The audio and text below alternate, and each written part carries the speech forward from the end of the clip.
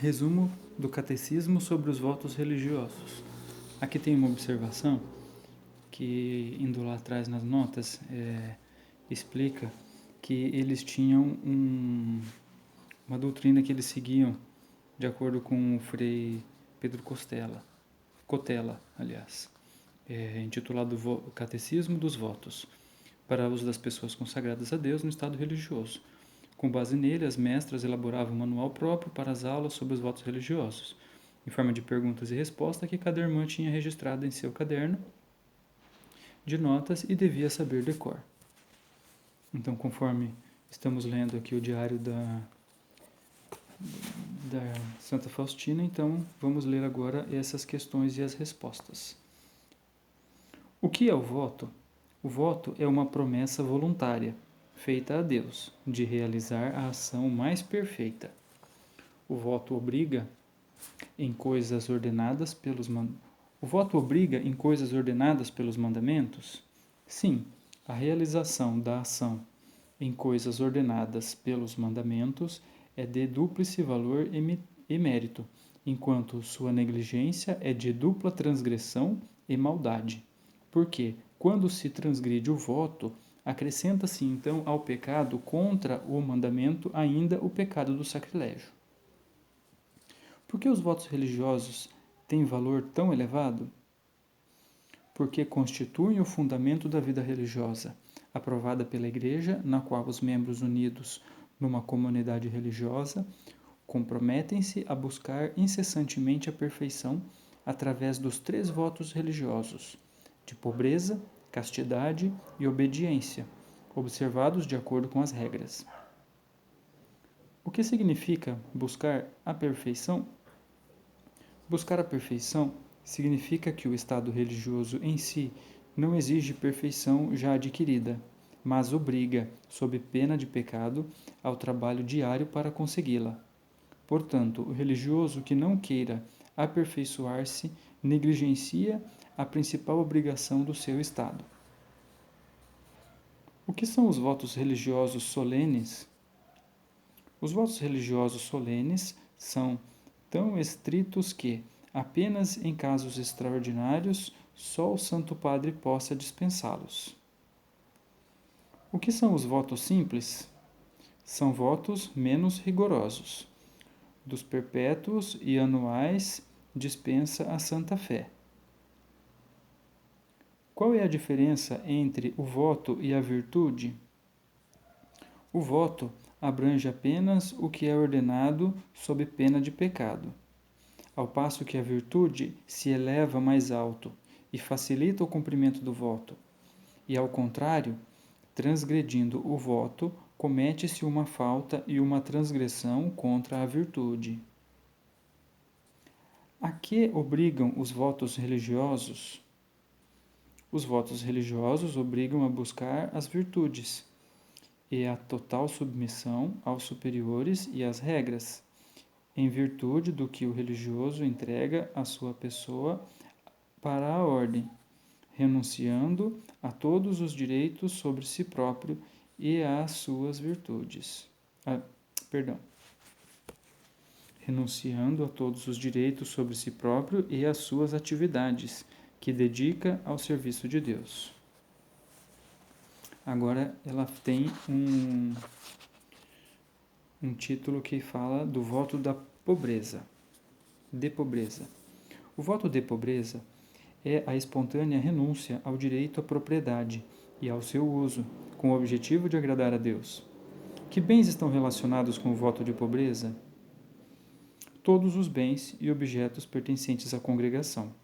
Não se tem direito ao que foi dado, coisas ou dinheiro, desde que tenha sido aceito.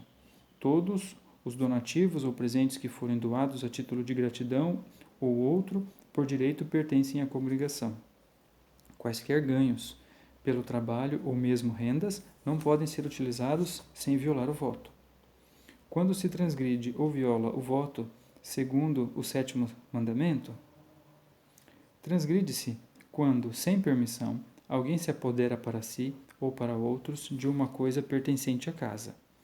Quando se retém alguma coisa sem permissão, com o objetivo de apoderar-se dela.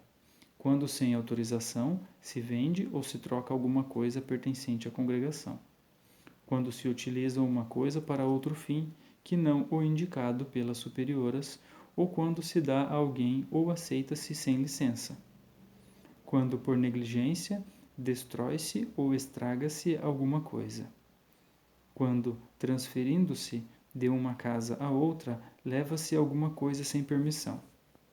Nos casos de transgressão do voto de pobreza, o religioso é igualmente obrigado à restituição à congregação. Da virtude da pobreza. É uma virtude evangélica que obriga o coração a despreender-se dos apegos às coisas temporais.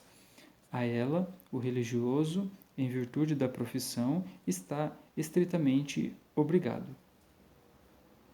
Quando se peca contra a virtude da pobreza? Quando se desejam coisas contrárias a essa virtude, quando se tem apego a alguma coisa, quando se utilizam de coisas supérfluas. Quantos e quais são os graus de pobreza? Praticamente, são 4 os graus da pobreza na profissão religiosa. Não dispor de algo independentemente dos superiores, matéria estrita de voto. Evitar o supérfluo, contentar-se com as coisas indispensáveis, constitui a virtude. De boa vontade, dar preferência às coisas piores, e isso com satisfação interior, tais como a cela, o vestuário, a alimentação, etc. Alegrar-se com a indigência. O voto da castidade. A que obriga esse voto?